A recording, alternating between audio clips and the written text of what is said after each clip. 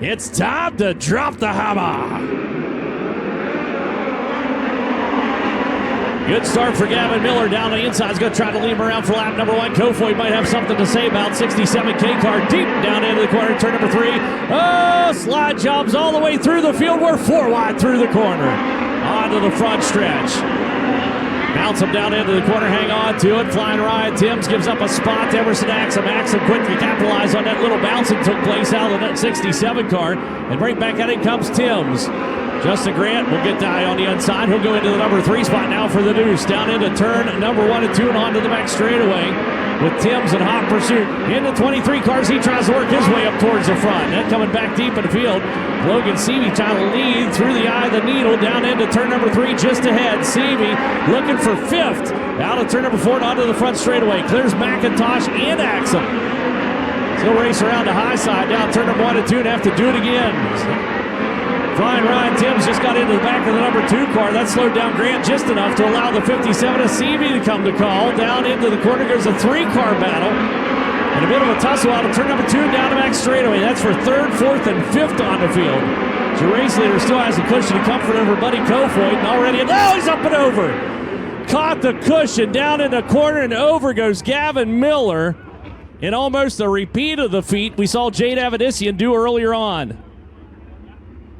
Was all by his lonesome, laid that baby into the cushion. It took a bike, and he was off for a ride. Buddy way up high on the racetrack. Going to bring him all the way around. It's a good start back through the field. Kofoid slides himself down into the corner. Here comes Logan Seavey, the 57 car, looking for 2nd on the field. Thought he was going to dodge down the inside. Saw Justin Grant went down low. He'll drive her off the high side. Grant trips on the cushion, coming out turn number 4. Drives himself back into P3, comes right back after Seavey in a 57, 3 wide, back in the field out of turn number 2. And here comes Kevin Thomas Jr. Got 1, 2 cars. They'll come together with Cannon McIntosh down in the corner. Over into 3rd, Timms with the slider. Down off the banking comes the 08. Boy, that's a big drop coming off the curb for the 08. Saw him bounce out onto the racetrack.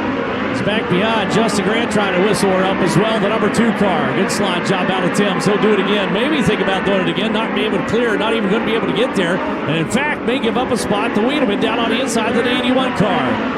Timms singing around the number 67 car. Wiedemann down on the inside of Denny. Meanwhile, here's a running race lead down in the corner. Oh, he's got him. Logan Seavey got a bobble out of the 67K and Buddy Kofoid. Seavey gets onto the point.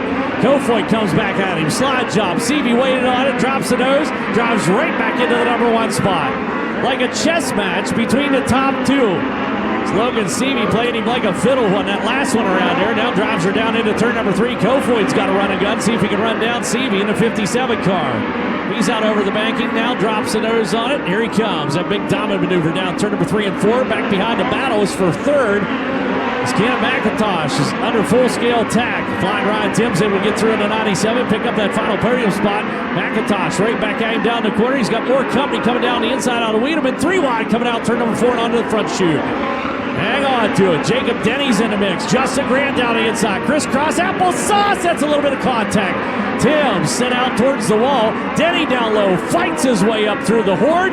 Out onto the front straightaway he comes. The 25 moving into the number 4 spot. Wiedemann picked all their pockets in the 81. Was able to slide himself into the number 3 position that last time around. Is up front. Seavey still your race leader. Kofoid not close. Is off the pace. Goes your race leader. Down into the infield for Logan Seavey in a 57 car. Bows out, Buddy Kofoid inherits the race lead, and he is all by his lonesome. Oh, what a tough break. Got all caught up in the action down the corner. You can see what I was watching. We're 3 wide, crossing over, blazing through the eye of the needles. The white flag comes out for Kofoid. One more trip around for Buddy.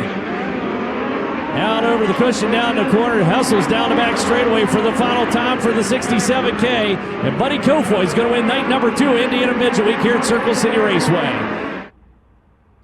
Up and out he comes, race fans. Let him hear you. Buddy Kofoid picking up the win. So we'll send it down with Christie. Well, thank you so much, Chet. Buddy Kofoid going to pick up night number 2 of Indiana Midget Week tonight at Circle City Raceway. He was second last night at Tri-State Speedway, and he was not pleased with that performance. He was looking at a second-place finish tonight until things fell apart for Logan Seavey in front of him, and Buddy inherited that lead. Certainly not the way that he wanted to pick up that win, if I know Buddy Kofoid, a 2-time national champion with the USAC NOS Energy Drink National Midgets. But, Chet, a win is a win, and a win he got tonight for Indiana Midget Week.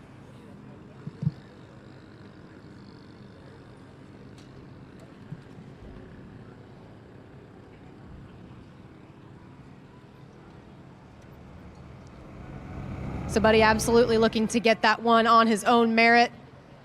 And sometimes that's what it takes, is being at the right place, right time. And he was tonight. Looking at the tail tank of the 57 as it came around the backstretch, Buddy. Obviously not what you were expecting to see. Would you call it luck? Would you call it right place, right time? I'd call it probably all of the above. We were good.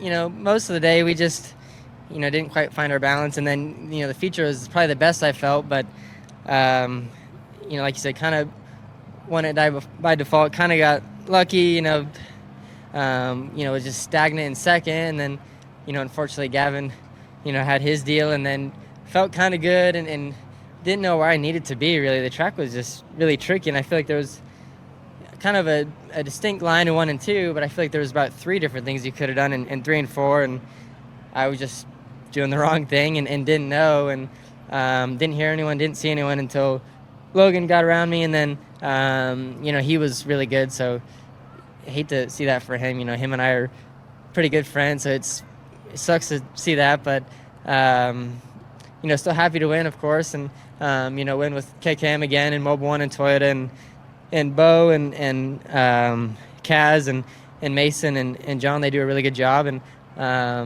just been working on kind of getting me comfortable again and kind of getting me close to where I need to be again.